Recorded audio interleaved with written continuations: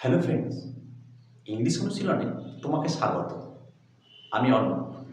আর আজকের ভিডিওতে আমরা এমন একটা বিষয় নিয়ে আলোচনা করব যেখানে স্টুডেন্টরা স্পোকেন আর রিটেন ইংলিশে সবচেয়ে বেশি ভুল করে। তোমরা নিশ্চয়ই ইউজ টুর ব্যবহার জানো, কিন্তু যখনই এর সাথে বি বা হ্যাভ জুড়ে যায়, অর্থাৎ ইউজ টু বি এবং ইউজ টু হ্যাভ, তখনই আসল কনফিউশনটা শুরু হয়। আজকের ভিডিওটা সম্পূর্ণরূপে দেখলে এই কনফিউশনটা সারা জীবনের মতো দূর হয়ে যাবে। চলো শুরু করা যাক।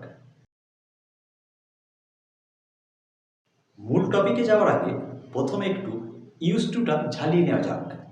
অতীতে আমরা কোনো কাজ করতাম বা আমাদের কোনো অভ্যাস ছিল, কিন্তু এখন আর সেটা নেই।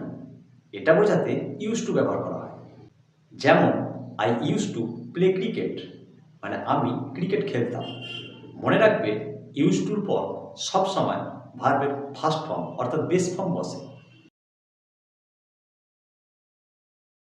এবারে আসি আমাদের প্রথম confusion, use to be. Be মানে হওয়া বা থাকা, অর্থাৎ অবস্থা বোঝায়।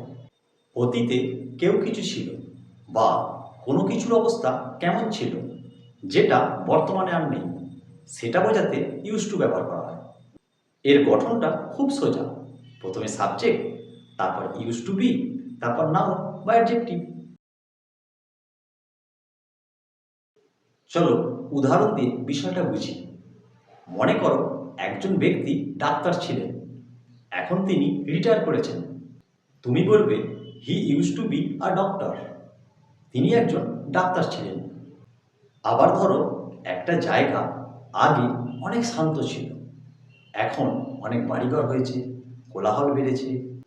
তুমি বলবে this place use to be very quiet, মানে আগে এই জায়গাটা অনেক শান্ত ছিল। এখানে আমরা অতীতকালের কোনো কাজ বা অ্যাকশান বোঝাচ্ছি না, বরং অতীতকালের কোনো অবস্থা বা পরিচয় বোঝাচ্ছি। ক্লিয়ার?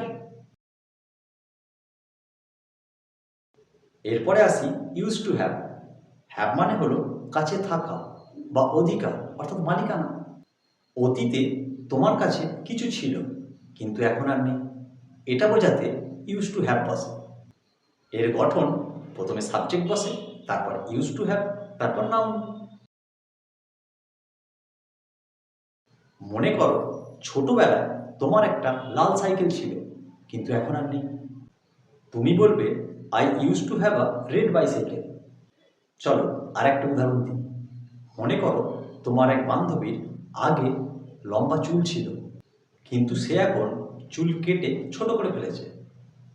তুমি বলবে she use to have long hair. তাহলে পার্থক্যটা কি দাঁড়ালো? খুব মন দিয়ে শোনো। আমি যদি বলি I use to be fat, আমি মোটা ছিলাম, এটা আমার শরীরের একটা অবস্থা, মানে স্টেট, তাই বি বসলো। আর আমি যদি বলি I use to have a dog, আমার একটা কুকুর ছিল, এটা আমার অধিকার বা মালিকানা, মানে পসেশন, তাই হ্যাভ বসলো। আশা করি ইউজ টু বি এবং ইউজ টু হ্যাভের কনসেপ্টটা তোমাদের কাছে এখন জলের মতো পরিষ্কার। এবার তোমাদের জন্য একটা ছোট্ট টেস্ট বা হোমওয়ার্ক। স্ক্রিনে দেওয়া বাক্যটার সঠিক ইংরেজি অনুবাদ কী হবে? ইউজ টু বি নাকি ইউজ টু হ্যাভ ব্যবহার করবে? এখনই কমেন্ট করে আমায় জানাও, আমি সবার কমেন্ট চেক করব। ভিডিওটা ভালো লাগলে এবং নতুন কিছু শিখে থাকলে একটা লাইক অবশ্যই করো, আর বন্ধুদের সাথে শেয়ার করো যাতে তাদের ডাউটও ক্লিয়ার হয়ে যায়। আর হ্যাঁ, তোমরা যারা আমার কাছে গ্রামারটা নিখুঁতভাবে একদম গোড়া থেকে অ্যাডভান্স লেভেল পর্যন্ত শিখতে চাইছো, তাদের জন্য খুব শিগগিরই একটা দুর্দান্ত কমপ্লিট গ্রামার কোর্স নিয়ে আসছি। তাই ইংলিশ অনুশীলন চ্যানেলটি সাবস্ক্রাইব করে বেল আইকনটা প্রেস করে রাখো। দেখা হচ্ছে পরের ভিডিওতে। ভালো থেকো।